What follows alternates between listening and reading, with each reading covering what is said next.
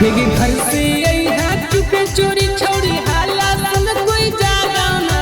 घर से आई है चुपे चोरी छोड़ी हाला संग कोई जागा ना। गौ मछिया ले हा छोड़ा रे ओढ़नी में दगिया लागा। गौ मछिया ले हा छोड़ा रे ओढ़नी में दगिया लागा।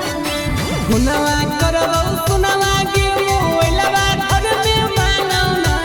हुनवा करबो सुनवा के मोइलवा घर में मानौ ना। गौ मछिया ले हा छोड़ा रे ओढ़नी में दगिया लागा।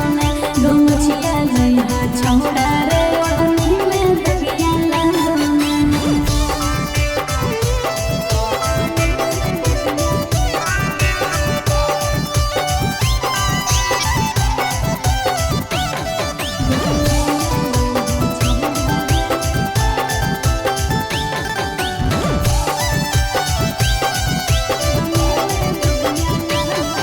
भी मन बड़ी खुश होता मिलही जब के जान।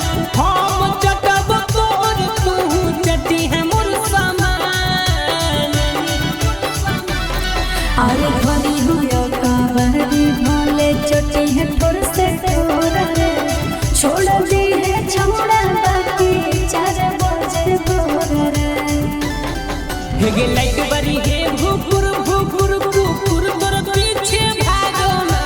लाइट बरी है भूपुर भूपुर भूपुर तोर पीछे भागो ना। गौ मछिया लइहा छौड़ा रे ओढ़नी में दगिया लागा। गौ मछिया लइहा छौड़ा रे ओढ़नी में दगिया लागा।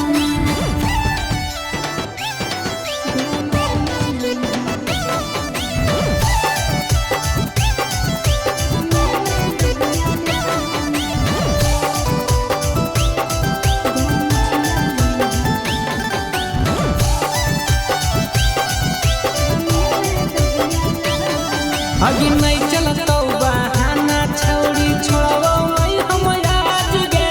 जैसे कहबो वैसे दीहो करी हो नहीं नाराज गे। और मन भर कर दी है छौड़ा मर्जी तोरा रे।